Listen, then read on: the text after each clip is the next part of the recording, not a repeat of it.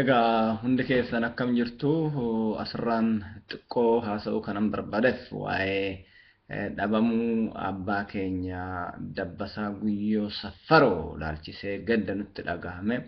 Oromoonni bakka jirru keessattuu nuti immoo barattoonni isaa kan turre akka waa'ee Dabbasaa Guyyoo namoonni hin beekne beekanii mararfannoo gochuudhaan ka'anii mirmannaaf iyyannaa addunyaatti goonu kanatti nu cinaa dhaabbatanii fi kunillee namoonni hedduun Dabbasaa Guyyoo Saffaroo sirriitti beektu. Namni Dabbasaa tarii akka hiree ta'een dhagahin seenaa Dabbasaa xiqqoo barsiisuu fi dhaamuun baay'ee barbaachisaa fi murteessaadha. Maaliifii namni nama hin beekne fi mirmatu.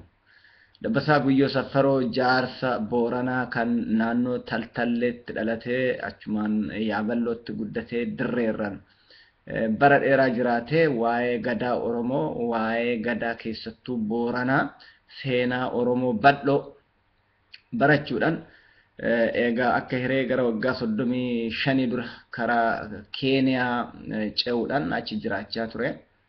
Waggoota Keeniyaa jiraate kanatti barsiisota, barattoota akkasumas qorattoota seenaa aadaa Afrikaan filosofii irratti warra qorachuu barbaadan anthropolojistoota fi soosiyolojistoota akkasumas qorattoota seenaa waliin ta'uudhaan akka informant yookaan oduu kennaatitti odeeffannoo kennituu ta'uudhaan hojjetaa ture.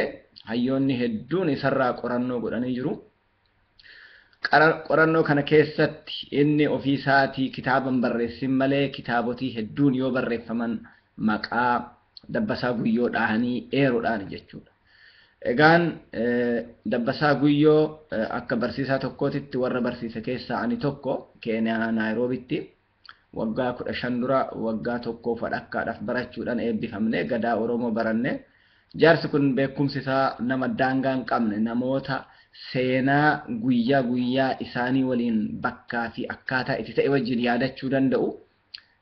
Hin barreessu malee warra hin barreessine jennu caalaa waa yaadachuudhaan waan seenaa ta'e san walitti qabsiisuudhaan beekumsi inni Oromoo Booranaa qofa odoo hin ta'in Oromoota haga Raayyaa Faseeboo ga'utti Oromoota Gondar Gojjaam keessa jiranii kaasee karaa dhihaa kibbaa bahaa fi iddugaleessa Oromoo Maccaa, Oromoo Tuulamaa, Oromoota Sikkoof Mandoo, Oromoota karaa Ituu Humbanaa jiran bal'inaan seenaa isaa beeka jechuudha. Seenaan Oromoo inni beeku seenaa Oromoon gaafa dura gargar hin bayiniiti barsiisa jechuudha. Dabbasaan akka waan gadaa Booranaa qofa barsiisutti namoonni hubatan jiru, garuu kun dogongora.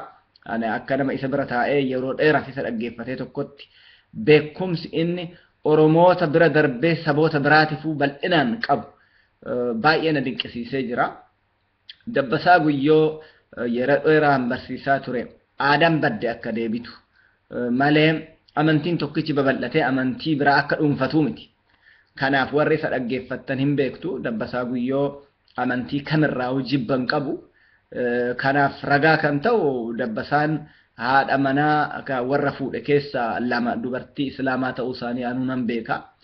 Namoota Kiristiyaanaa barsiisaa ture. Nu wajjin warri baratan jiru.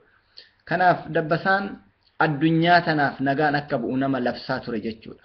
Saboota karaa Maayaa Gwaatimaala keessa jiran bira dhaquudhaan Kirgistaan karaa Ruusiyaa deemuudhaan saboota aadaa akka keenyaa qaban akkaataa walitti hidhataa fi addunyaa irratti nagaan bu'uuf nama barsiisaa turani. Dabbasaa Guyyoo beekumsi inni aadaa Oromootii fi seenaa Oromooti irratti qabu hammana jedhanii himuun nama dhiba. Namni baay'een aadaa fi seenaa Oromoo beekuu mala, haa ta'u malee qindeessanii miidhagsanii walitti qabuudhaan seenaa fi aadaa guyyaa itti godhuudhaan bakka itti godhuudhaan namoonni dhiyeessuu danda'an baay'ee xiqqaadha. Dabbasaa Guyyoo kennaa addaa nama qabu jechuudha. Dabbasaan kitaaba 60 lakkaa'amu irraa qoratanii barreessuun nama danda'amu. Dabbasaa irraa waan barannee barreessuu qabnu hedduu qabna, hedduu eegganna. yeroo ammaa kanatti dabbasaan tasuma Naayiroobii Keeniyaa keessatti as buutan isaa dhabamuun isaa hedduu nu rifachiise. Maaliifii insaayikloopiidiyaa yookaan immoo qabeenya akka irraa duubatti deebinee qorannu kitaaba bakka isaa bu'u hin jiru yookaan hayyuun bakka isaa bu'u hedduu miti jechuu nan danda'a. Oromoon hayyuu tokkichuma kana qaba jechuu kiyyaa miti akkas jechuun Oromoo xiqqeessuu waan ta'uuf. Kanaaf iyyannaan asirraan barattoonni isaa duraanii nuti Oromoonni warri dabbasaa beeknu warri hiriyoota qabnu warri hiriyooma isaa hin qabnu isinitti dhiyeessinu maalinni dabbasaan amantii kamiifuu hin gitu yookaan dhaaba siyaasaa kamiifuu hin gitu nama akka namaatitti waliin jiraatuudhaaf addunyaa kanarratti nama nagaa labse jechuudha. Kuni har'a dabbasaan waan badeef odoon ta'in borullee dabbasaan gaafa argame waan inni taa'ee dubbatuu danda'u. Kanaaf Oromoonni amantii kamuu qabdan dabbasaan nama waaqeffataa qofaaf dhaabate akka ta'initti hubadhaati. Oromummaa isaatiin nama saba isaatiif addunyaa kanarra naanna'ee seenaa badde deebise akka ta'etti hubadhaa. Oromoonni hedduun ani waaqeffataadha yookaan ani Oromoodha jechuu yeroo qaaneffatan nama gadi bahee Oromoo aadaan isaa guddaadha. Addunyaanuu kan itti buluu dandeessu kan Oromoo qofaayyuu miti. Afrikaa guutuun aadaa yoo itti bulte ittiin boontu jedhee warroota biyya alaa faranjii amansiisuudhaan kitaabolee hedduun akka irratti barreeffamu nama godhe. Kuni beekaa oliitii jabaa qabnutu kana jechuudha. Dabbasaa Guyyoo Saffaroo dhabamuu isaatiin gadda guddaatu nutti dhagahame.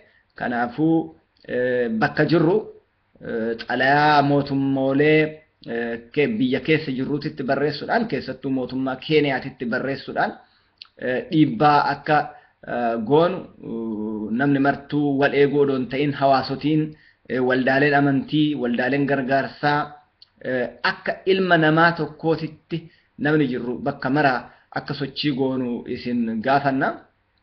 Namni martuu itti gaafatamummaa mataasaa fudhate xalayaa barreessuu gargaarsa gochuu bakka deemnetti dubbachuu fi karaa miidiyaa akka Facebook, Twitter irraan hashtag help find Dabbasaa jedhu barreessuudhaan dabarsuu dandeessu. Kan biraa fuulduratti torban tokko keessatti hiriira qopheessuun illee baay'ee murteessaadha. Bakka jirruu dhaabannee hiriiruu qabna. Beekaa bade kana teenyetuma maallu dhibe jennee kan laalluu miti. Nama gannee rafnuu miti jechuufi. Kanaaf Dabbasaa Guyyoo Saffaroo namni hin beeknellee akkanatti hubadhaati. Bakka jirtanii akka nu cinaa dhaabbattanii too beekaa keenya bade kana tokkicha dhabame kana mul'ifnu dhaamsa jajjabduu bakka jirru akka walii dabarsuun isinii dhaamuu barbaade. Guddoo galatooma ulfaadha waan dhaggeeffattanii fi warran dhagayeef dhaamsa kana dabarsitanii hirmaannan keenya akka cimu ammallee irra deddeebinee isin gaafannaa galatooma.